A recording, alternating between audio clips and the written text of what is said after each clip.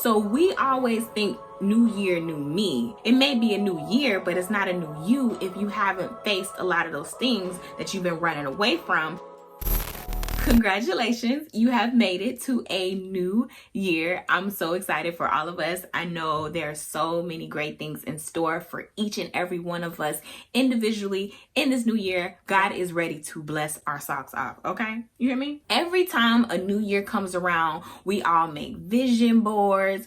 We set our goals, we write it down in a list, we do New Year's resolutions, all that stuff, right? We get so excited. We build up all this anticipation to get ready to jump into this new year, right? But I find something very interesting, and this is something I've been doing for years, is that a lot of times we jump into the new year with a lot of the same hurt, a lot of the same pain, a lot of the same holdups that we had last year. We drag them on over to this year, okay? And I had to stop to think. I'm like, so we always think new year, new me. It may be a new year, but it's not a new you if you haven't faced a lot of those things that you've been running away from, or the same things that's in your heart that's making you act a certain way, behave a certain way, and to not be able to accomplish the things that you want to because of something you're dealing with, because of something that's holding you back. So we're all excited, ready to move forward, but we rarely look back so that we can move forward successfully. I do these end of the year assessments every year. It's life changing, and I want to share it with you so that it can help you transform your new year. It helps you look at your life as a whole. It helps you look in your soul. So I ask myself 10 simple questions each year, and I'm gonna share it with you. Number 1, how can I improve my relationships? Now, this goes for all relationships, your friendships, your family, your spouse, girlfriend, boyfriend, your children, your grandparents, work relationships, all of that. And to give an example, when we talk about friendships, if you felt like this year you weren't really particularly a good friend, maybe you isolated yourself, you didn't really come through when people really needed you, blah, blah, blah. If you were a bad friend, because there's bad friends out there. They're just not out there somewhere. Like, somebody's actually the bad friend around here.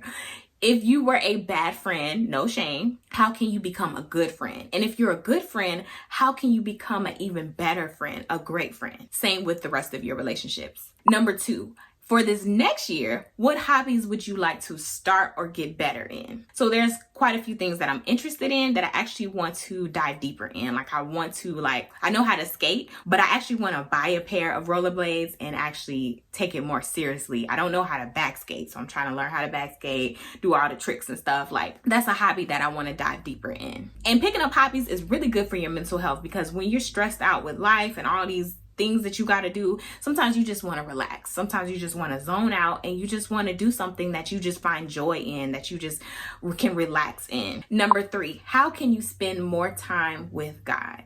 I noticed that quite a few times throughout my year, my relationship with God would be really, really great. I'm constantly praying, constantly in communication, reading my Bible, whatever. And then, a few times I would just kind of like fall off, and I'm like, dang, I ain't talked to God in about a month and a half, How can you improve? How can you be more consistent with your relationship, talking, engaging, going deeper with God? Number 4, how can you take better care of your gifts, your talents, your house, your car, your money, and your body? Now, these are all things that we are responsible for. So how can we be the best stewards of what we have? For your gifts and your talents, if God gave it to you, use that thing, And I feel like your house and your car, that's very self-explanatory. Like, I feel like a lot of us, we ask for more things. We ask for a bigger house, a better car, whatever. And we don't even take care of what we got. We ask for a bigger house, like a 4-bedroom home, but we can't even clean our 2-bedroom apartment, right? And this also goes for taking care of our car, our bodies, whatever you have ownership over, responsibility over, just making sure that we're doing everything with excellence, treating everything that we own, that we have, with excellence. Number 5 is, what were your conflicts or burdens last year? What things happened? Did you get fired? Did you move? Was it really stressful? Did you have a breakup? Something happen? Did you have any tension with your friendships or your relationships? What burdens or conflicts happened that made may have hurt your heart that happened throughout the year. Number 6 is, did you deal with that conflict, or is there still a seed in your heart after that burden or conflict? For example, is there still a seed of anger or bitterness or resentment towards that situation?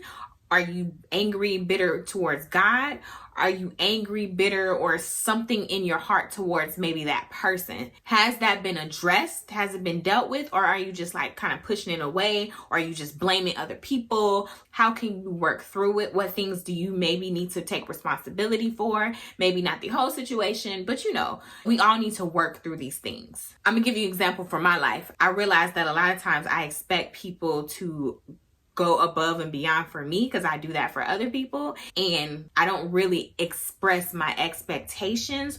I wasn't really communicating my wants to people, and so I was expecting them to kind of like just read my mind and just do things without really communicating what things I wanted them to do or how I feel when they're not done, or thinking that they're just going to read my mind when they can't. Number 7 is, what things did God lead you to do this year that you haven't done or you haven't completed? I know there's a few things that I feel like God kind of told me to do, and I'm a little slow to doing it. And that don't sit right with me. Like, I'm not okay with that. Like, I know that it's there and it bothers me. That is number 1 on my list for this year, is to making sure that I do exactly the things that God has led me to do. Number 8 is, what things have you finished? So just like there's things that you need to do, I'm sure there's things that you have done. So kind of congratulate yourself and take an inventory on the things that you have acted on. Number 9 is, what are you declaring over your life for this upcoming year? Like last year, my words were conquer and dominance. Like I wanted to conquer my year and I wanted to dominate the things that I do. So what are you declaring over your life for this next year? And finally, you can do the thing that everybody does first. You're doing it now last. What are your goals for this year? Now that you have taken care of the heart issues, your relationships, you're moving in with a clean, fresh start. What are your goals for this year? I really hope those questions helped you. And it's good to ask yourself this, because you don't want to go into a new year with old dirt, with old drama, with old pains, because it will be a new year, but it will not be a new you, and you're expecting something different when you're approaching it exactly the same as you've done the years prior. Heal your heart, don't carry old baggage, and enjoy the new year. If this video helped you, please give it a thumbs up and share it with somebody who needs it. And if you haven't subscribed yet, go ahead and do so, because I would love to see you more often, and I'll see you later. Bye.